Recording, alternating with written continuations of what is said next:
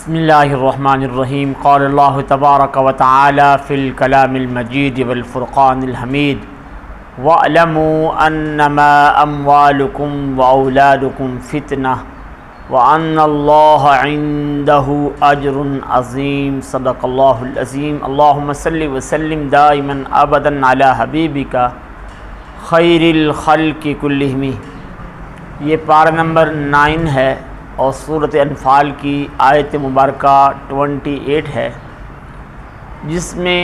خالق کائنات مالک ذوالجلال فرما رہا ہے وَاعْلَمُوا، تم جان لو، انما اموالکم و اولادکم فتنہ، تمہارا مال اور تمہاری اولاد تمہارے لیے فتنہ ہے، وَأَنَّ اللَّهَ عِنْدَهُ أَجْرٌ عَظِيمٌ، اور بے شک اللہ کے پاس اجر عظیم ہے۔ امام فخر الدین رازی رحمۃ اللہ تعالی علیہ اس آیت مبارکہ کی تفسیر کرتے ہوئے فرماتے ہیں کہ وہ سبب جو بندے کو اللہ اور اس کے رسول صلی اللہ علیہ وسلم کے راستے میں رکاوٹ بن سکتا ہے، تو ان اسباب میں سے 2 سبب یہ ہیں کہ بندے کا مال اور بندے کی اولاد، یہ ایسے 2 سبب ہیں جو بندے کو اللہ اور اس کے رسول صلی اللہ علیہ وسلم کے بتائے ہوئے راستے میں رکاوٹ کا باعث بن سکتے ہیں۔ اور فتنہ جو آیت مبارکہ میں لفظ استعمال ہوا ہے، اس کا معنی مصیبت نہیں ہے، اس کا معنی ہے آزمائش، امتحان۔ تو امتحان ہر ذی عقل ذی شعور جو ہے وہ امتحان بڑی خوش ہو کے دیتا ہے۔ وہ بار کا مسئلہ ہے کہ امتحان میں پاس ہوتا ہے کہ نہیں۔ بہرحال عقل مند اور شعور والا دانا جو ہے وہ امتحان کی تیاری بھی کرتا ہے اور اسے امتحان دیتا بھی ہے۔ تو اسی طرح سے اگر یہ مال اور اولاد کو اللہ اور اس کے رسول صلی اللہ علیہ وسلم کے بتائے ہوئے طریقے سے استعمال کیا، اس دونوں سے اتنی محبت کی جتنی اللہ رسول کے رسول کا حکم ہے، تو یہ دونوں چیزیں بندے کے لیے باعث رحمت ہیں۔ یہ بات امام ترمذی نے ترمذی شریف میں، امام نسائی میں نسائی شریف میں، اور ابو داؤد میں، ابن ماجہ میں یہ حدیث مبارکہ موجود ہے کہ حضرت بریدہ رضی اللہ تعالی عنہ آپ فرماتے ہیں کہ سرکار دو عالم صلی اللہ علیہ وسلم آپ خطبہ ارشاد فرما رہے تھے، تو میرے لجپال آقا نے دیکھا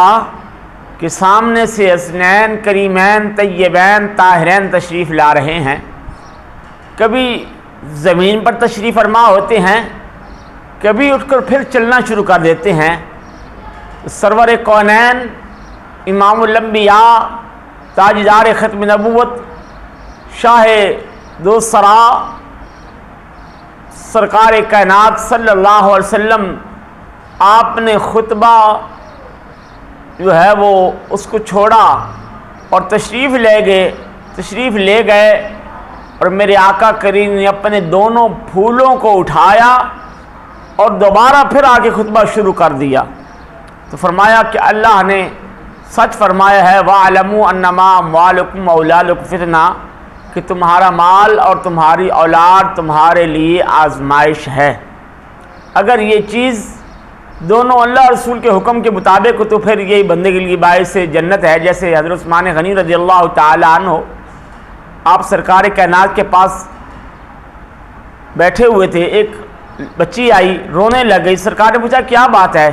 اس نے کہا جی بات یہ ہے کہ میں کنویں سے پانی بھرنے آئی تھی، کنویں کے مالک نے مجھے پانی نہیں بھرنے دیا، وہ غیر مسلم ہے۔ تو لجپال آقا صلی اللہ علیہ وسلم نے شاہ فرمایا کون ہے جو اس کنویں کو خرید کر وقف کر دے مسلمانوں کے لیے،